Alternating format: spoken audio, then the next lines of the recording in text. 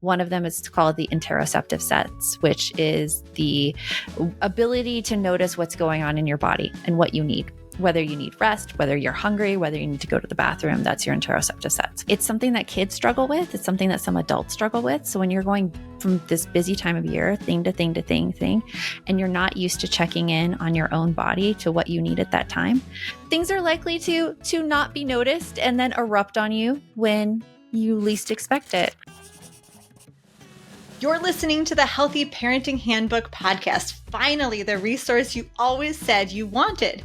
I'm your host, Katie Kimball, and I've brought together experts in the fields of health, parenting, nutrition, and more to give you the information you need to raise truly healthy, independent future adults.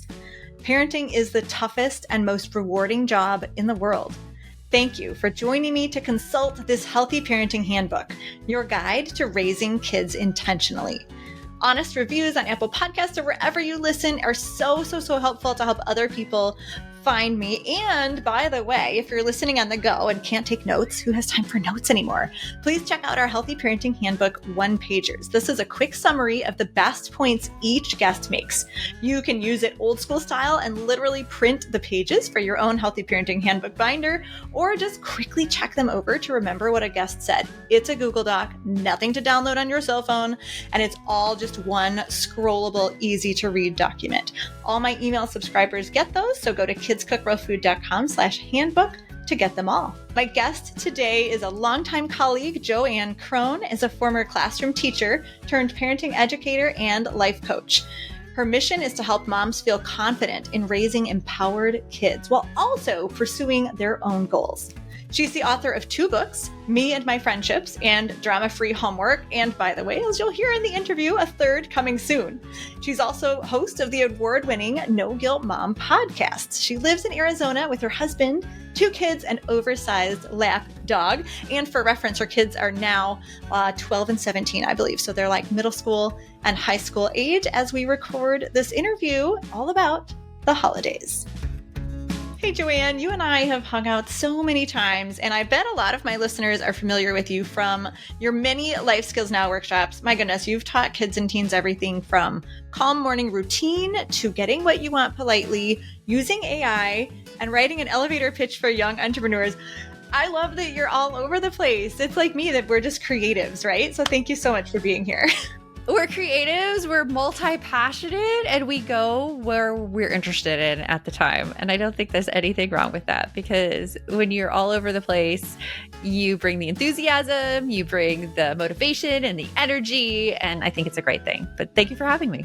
Yes, I totally do too. But you always stay true to your mission of helping overwhelmed moms find joy and ultimately raise healthier families. So for those people who aren't super familiar with you, catch us up a little bit on your journey leaving the school classroom and going to teach other mamas online. Yes. So I actually started my career in the entertainment industry and television.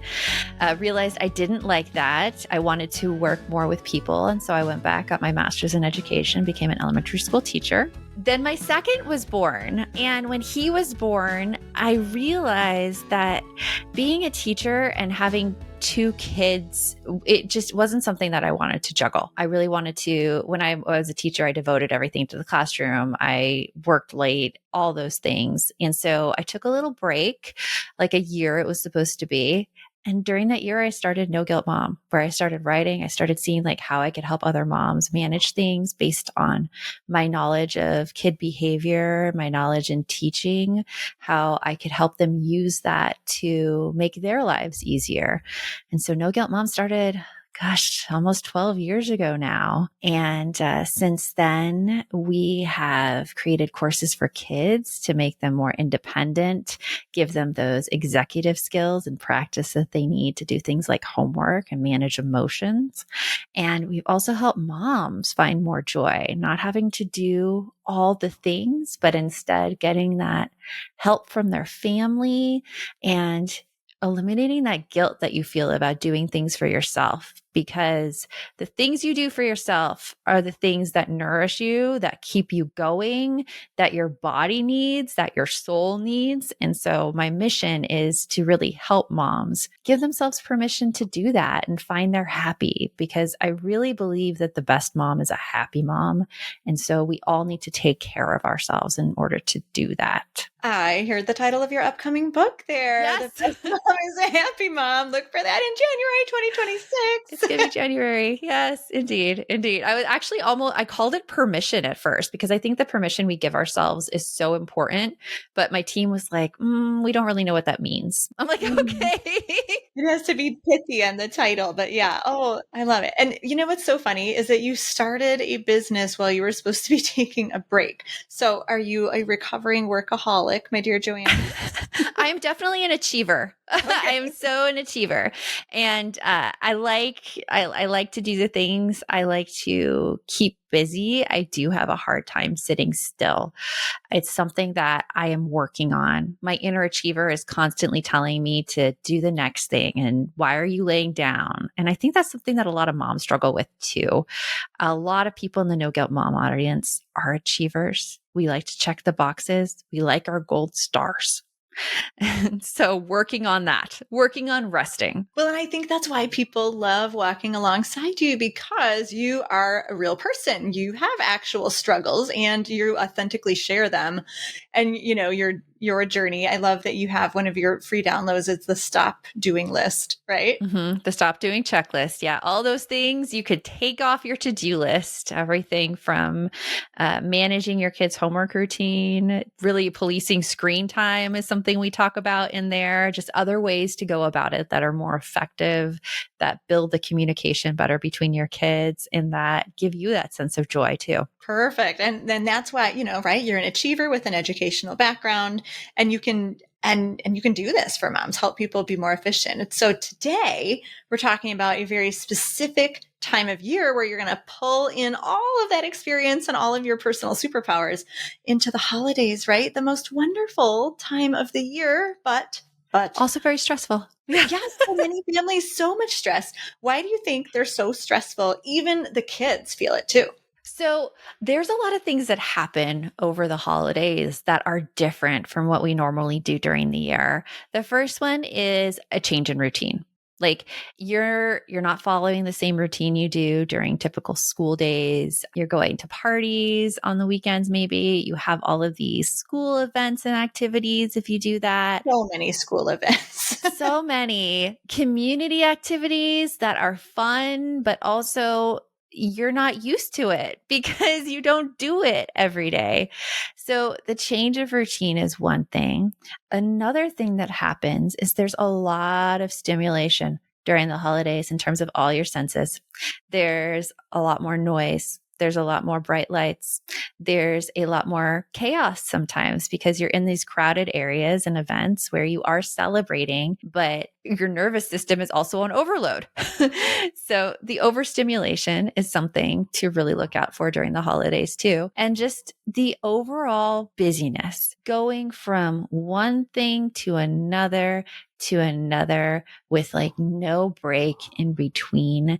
There is a sense we have the 5 senses, but then we have the senses that we don't talk about a lot. One of them is called the interoceptive sense, which is the ability to notice what's going on in your body and what you need. Whether you need rest, whether you're hungry, whether you need to go to the bathroom, that's your interoceptive sense. It's something that kids struggle with. It's something that some adults struggle with. So when you're going from this busy time of year, thing to thing to thing, and you're not used to checking in on your own body to what you need at that time, things are likely to not be noticed and then erupt on you when you least expect it.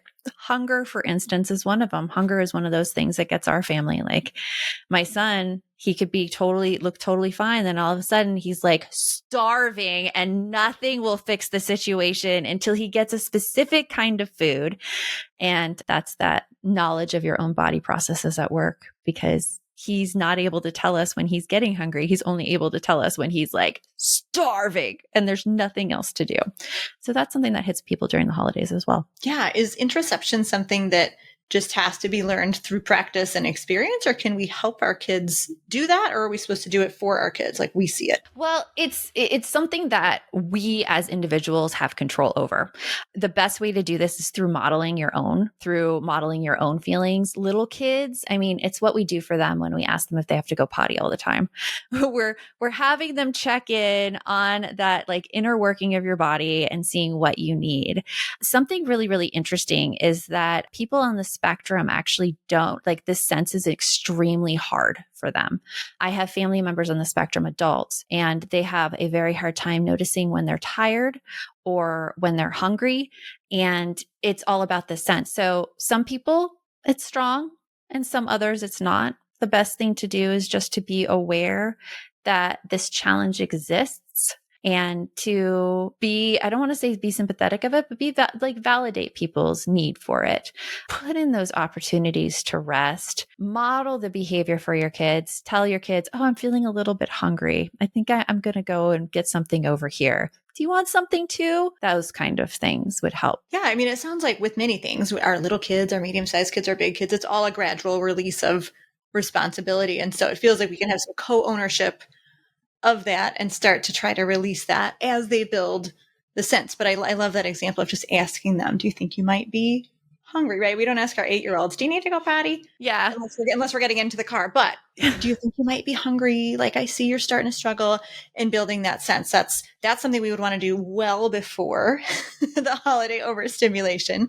And so we need like our sense of it's our parenting sense, right? How do parents recognize some of those signs in their kids that they're starting to get overwhelmed by that break in routine, the sensory overstimulation, or the general busyness of the holidays? So I love to watch behavior. Behavior is a form of communication.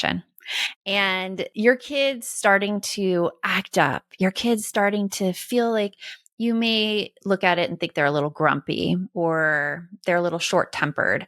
Those are all signs that they are probably getting overwhelmed, that their bodies are getting stressed. They're not able to hold it together as well as they have before, and they might need a break. I always say to parents, look at behavior, and we have to look at behavior from this non-judgmental sense, because I think growing up in the 90s, it was all about you better behave, be good, like don't make loud noises, don't cause a fuss. When really, when our kids are acting out like that, it's not because they're being bad. It's because they need something at that time. Like their behavior is a form of telling us that, hey, like either I need this attention. I need this break.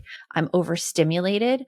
I need this chance to move around and move my body because I can't like sit still here anymore. So always check that behavior and look at it from a non-judgmental point of view as just your kids communicating with you about what they need. Is there a balance there? I've just been sort of reading a book, talking to parents about, if we just sort of excuse away all behaviors and let all of our boundaries go, like, oh, they just have needs, like, oh, they don't like being called on in class, so I'll ask the teacher not to call on them in class. Like, I feel like there needs to be a balance there. So talk to me a little bit about that. This is a great question because it's a common misconception when we talk about validating behavior.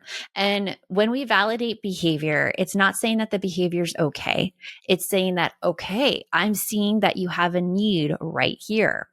Let's like figure out how to get this need met while also making sure that we participate in the classroom and we're able to sit there, or making sure that we're being kind to other people and not calling them names, like fitting into those kind of social norms, but still saying, hey, your needs are valid, but we need to find a different way to make sure your needs are met without violating other people's needs and wants. Mm-hmm. And without creating entitlement for the child or just removing all sources of stress. It's about building their resilience to stress, I would say, where you're like, okay, if you discover that when you're hungry or when you're tired or when you have a need, you act in this way, it doesn't mean you can act in that way. It means we got to preempt that and figure out some of those needs, right? Yeah, and it's a different process for every child, because as a teacher, I had a very, very different experience with this and a different like perception of the whole thing than when I became a parent. Looking at my child, one of my kids is very able to regulate themselves.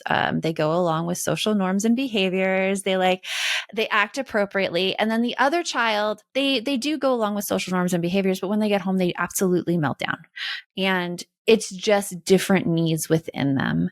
And so when we're talking about finding these different ways to behave, some kids, it takes longer for them to actually realize what they need and to start advocating for themselves. Like one of my kids, when they were 7 or 8, it was really hard for them. They would have to get out of activities pretty fast. Like they would quit because it was like too overstimulating and too much. And it wasn't until they were older where they were able to be like, okay, this isn't how I want to be in situations. Like I don't want to be the quitter. I want to stick through things. And it took that child a while. And I think that with parents, I just want to say out there, like it takes some kids longer than others to act in a way that society deems as okay. And it's not because the child is bad. Like the child is really trying as hard as they absolutely can. And the only way to get through it is to just validate those needs and to keep redirecting and to keep helping them and supporting them. And they will get there. They will get there. It just takes some kids longer than others. Well, and I like in your story, like obviously you must have encouraged that child to continue to sign up for things. You didn't say, oh, like we're just not, activity people. We'll just never sign you up for anything, because then the child never would have realized that he or she didn't want to become a quitter, or Yeah. wanted to stick with it. Yeah. The thing I basically told this child is I'm like, we just haven't found your thing yet. Like you keep trying. I'm so proud of you for keep putting yourself out there, keep trying new things. And I realize that this is hard for you, but you're going to get there. And I see all these great things in you. And then, another situation would come up and they try again. And each time it wasn't the same thing happening over and over again. It was like new skill being built upon new skill, being built upon new skill. And now that child is very confident trying new things and interested in things and willing to put themselves out there. So it's all communication and validating and figuring out how to best work in the world. And we as parents can support our kids in that. Yeah. And little struggles versus, back-breaking struggles. In my own life, when I moved from kindergarten to first grade, I had been doing dance class, and it got hard. I had to move up to kids who could already do the cartwheels or whatever. And I wanted to quit. My mom said, well, we've already paid for September. You're just going to have to stick it out 4 weeks. And so I liked that. It's like a little push. Like we got to give our kids those little pushes. I did it for 12 years after that. So I'm so grateful that she wasn't like, well, yeah, maybe it's not your thing. You should quit. So it's like, how do we push each child very individually, just a little, so that they can stay at the edge of their comfort zone and not so comfortable that they could become complacent. It is a very individual thing, because there's this phrase, and I think it's from Dr. Tina Payne Bryson, the book. It's one of their books, The Whole Brain Child, or either way, there's pushing or cushion. Do you need to push your child in this moment, or do you need to cushion them from the blowback in the fall? And I think that it is a very individualized thing. Usually I know that I need to push if the pushback I'm getting from them is relatively mild. If it's like, okay, like I don't want to do this, like it's really hard, or like I'm afraid I can't, I will probably push just a little bit. I'll be like, well, we're already on our way to practice. Let's just go. And if like you really don't like it during practice, you're having a hard time, you can just sit out, and that's totally okay. But getting them to take like that little step versus the cushion. Like I have had kids just in total tantrum, overwhelmed, emotional meltdown. And I'm like, this is not the time to push. This is the time to like sit next to them and console them and to figure out our next steps. So it is very, very individual to every single child and every single situation that the child enters. For sure. And, our overwhelm triggers are very individual at the holidays too. What are some common holiday triggers for kids and, the big kids called grownups? Yeah. Well, we talked about the overstimulation already, but Like all of the noise, all of the holiday gatherings, all of the people around, that can cause a lot. Like my husband, for instance, he really has trouble in social situations. He doesn't feel like himself. It takes a lot of energy for him. He had like back-to-back meetings yesterday for 6 hours, and he told me that his body felt like it was buzzing at the end of the day, just from all of that overstimulation. So our kids experience stuff like this too, where they might not be able to say like they're overstimulated, but you could see it in their behavior that they're cranky, they don't want to cooperate, they're done taking like directions. And it's all because they're just in new environments with lots of noises, lots of smells, lots of new tastes, lots of like excitement, lots of everything. So overstimulation is one. Disappointment is one as well. Disappointment for kids, especially. We talk like gifts are the most obvious one, but also food during the holidays. It could be such a struggle for kids to go into the holidays and see all of these like new dishes on the table that they have never tried before. And like their favorite isn't there. And maybe they're not in the space where they're willing to try things right at that second. And so you deal with that disappointment. And it's an extra struggle for us as parents because we don't want our kids to appear ungrateful, or we don't want our kids to be entitled.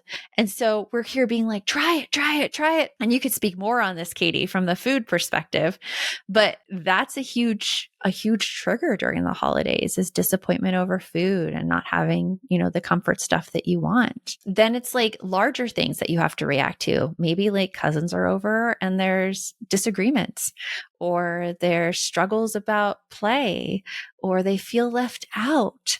Like all of these situations can be triggers for kids during the holidays and for parents too. And a lot of this stuff can happen throughout the year. It just seems like it's maybe all at once, all on one day, not during the holidays. It's all condensed into one day. Where if you look at it like that, it's no wonder that holidays bring about stress as well as the joy. Yeah, when you were talking about overstimulation, you said the noise, and immediately I hear the Grinch, the noise, noise, noise, noise. So that'd be a good analogy for us parents. Like if we ever feel like our kids are behaving like the Grinch, maybe, I feel like the Grinch is a highly sensitive person. He struggled with the all Grinch the things. is. Yeah. Poor Grinch. Like Grinch was so villainized, and the Grinch just wasn't getting what he needed. Like he would probably be a really happy person if he didn't, or really happy Grinch, because I don't think he's a person really.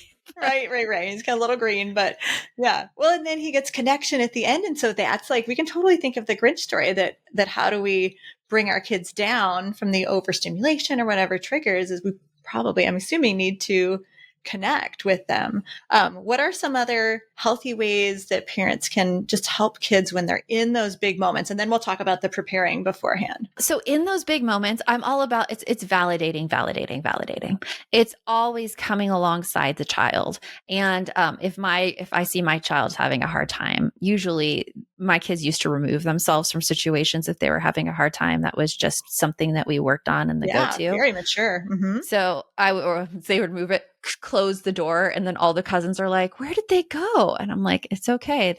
They're managing their emotions right now. It's okay." But coming alongside them and being like, "Hey, like, what's going on?" And just being calm. Some kids, when they are overwhelmed, they won't be able to like give you words about how they're feeling. They might shut down. They might give you just grunts or like, "I don't want to talk about it." And at that time, it's either respecting what they want and what they need for themselves at that moment. Like maybe they need to pull away and they want some time by themselves. I respect that as a parent. I'll be like, "Cool, like I'll give you this time and I'll come and check on you and just see how you're doing."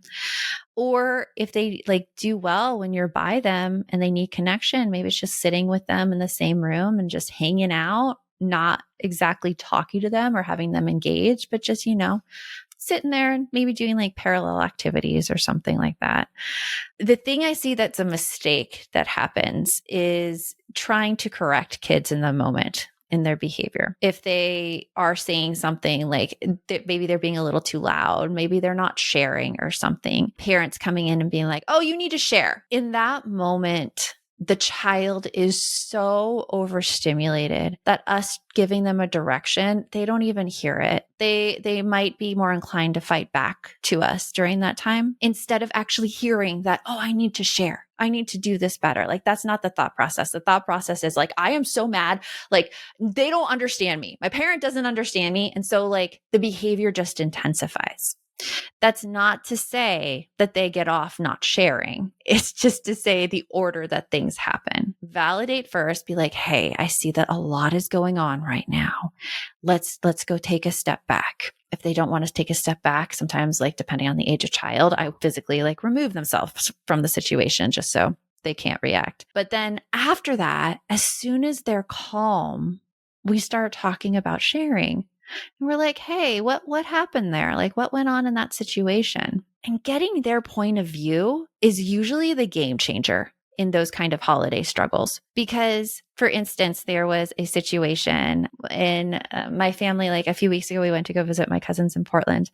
And my cousin has two girls, 7 and 4. And they were fighting for the window seat on a train ride we went to. And my cousin sees them fighting and she's like, hey, like, and she tells the older one to stop doing that to her younger sister. And my daughter is here witnessing the whole thing. And she comes to me afterwards and she's like, that's not what happened. The younger one was actually bothering the older one and came to them.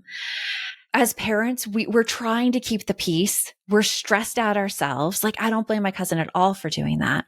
But by stepping back, by validating and saying like, hey, I could see you both want the seat right now. Let's take a little step back. Let's calm down. And then once everyone's calm, coming and being like, okay, what went on here? You're able to get a better sense of the story. And then you're able to build your kids' coping skills in that situation too. Whether it's the older one's coping skills with how to deal with the younger sister who's like pushing you out of the way instead of like screaming and hitting her, what you can do instead. Or if it's the younger ones for being like, hey, like they were sitting there, like next time, like this is how we ask to get something or to request something that we want. So it's just the order of things. We talk all about life skills. And so as parents, sometimes it's our gut reaction to be like, fix the problem. How can I do this in 1 to 2 sentences? Done. But we're raising kids for the long term. And so what a great opportunity to build life skills. But you're right. So I was kind of writing down what you said. Validate first what's going on and that there's some big emotions. Step back, remove to a better place of calm. And then you lead with curiosity. Yes, and once you know what's going on, then you can redirect the behavior, do the teaching, build the life skills, all the things. Yeah. And you're building your relationship with your kids when you do that too, because you become an adult who's trustworthy.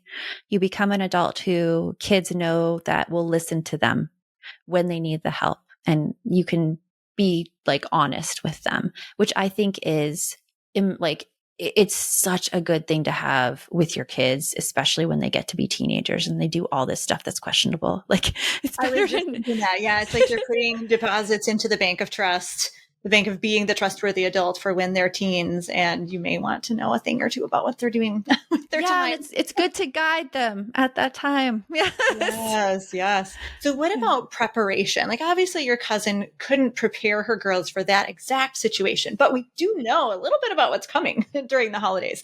So how do you prepare in advance for some of those disappointments? So something I like to do with my kids is we talked about disappointment during the holidays, because that was actually a key trigger for me, thinking that my kids didn't have gratitude or weren't thankful.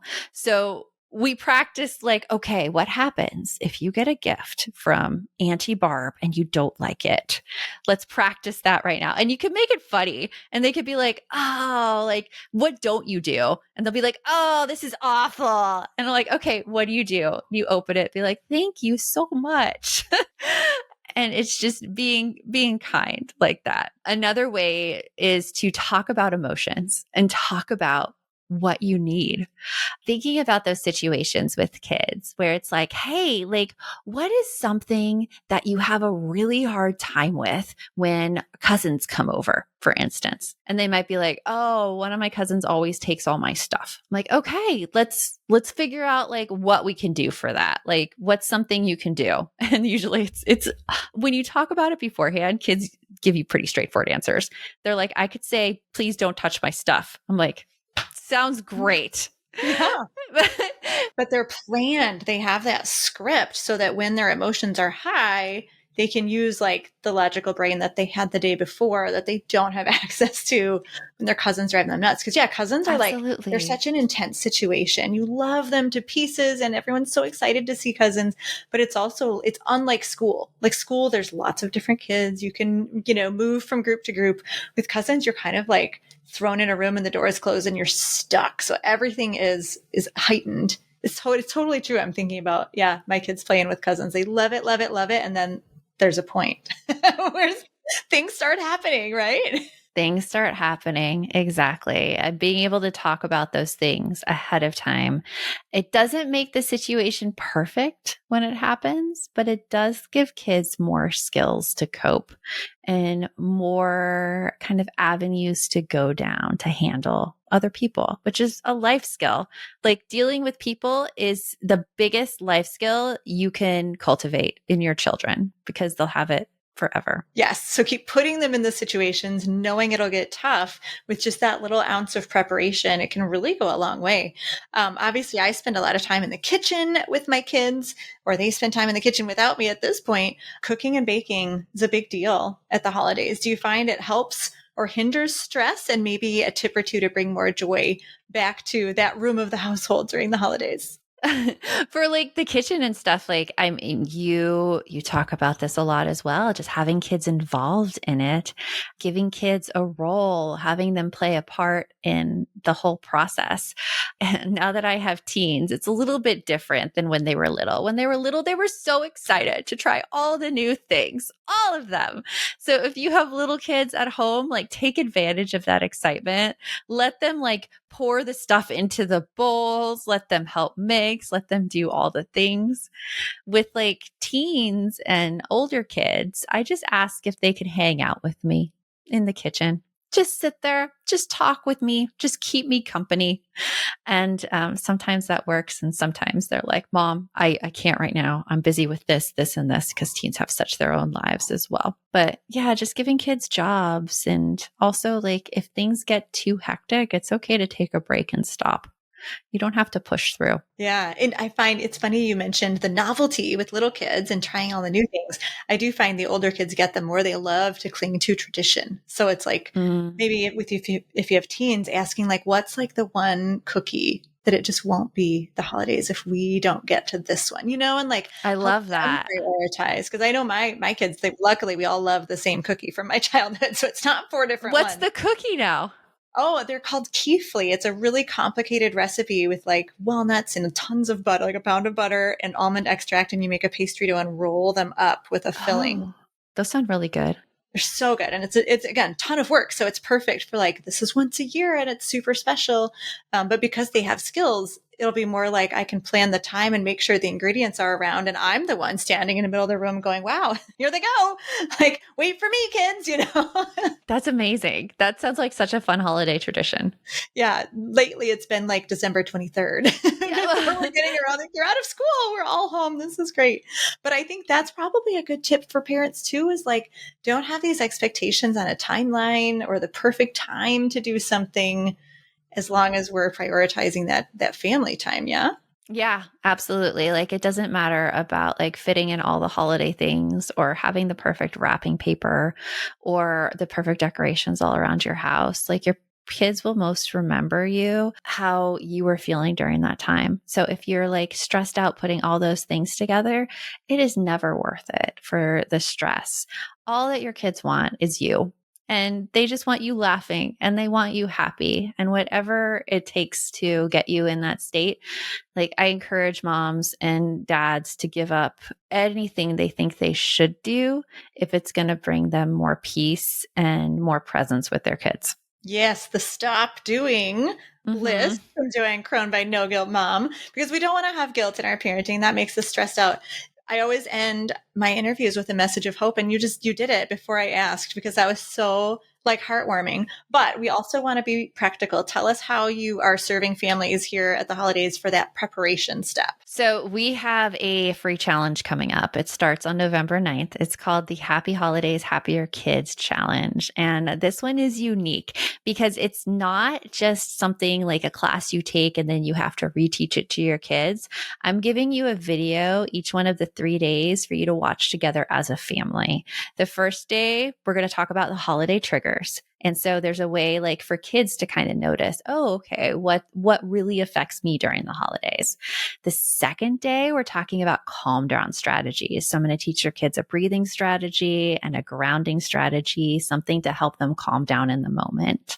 And then the third day, we're going to talk about all that disappointment. So they're ready made for you to take advantage of during the holidays. So you can have all of these prep talks before the holidays roll around. Oh my goodness. That's so good. Friends, you can find that at noguiltmom.com/KCRF-holidays. We'll include that link in the show notes, of course, and everywhere we share this video. And is there a deadline to sign up for this in 2025?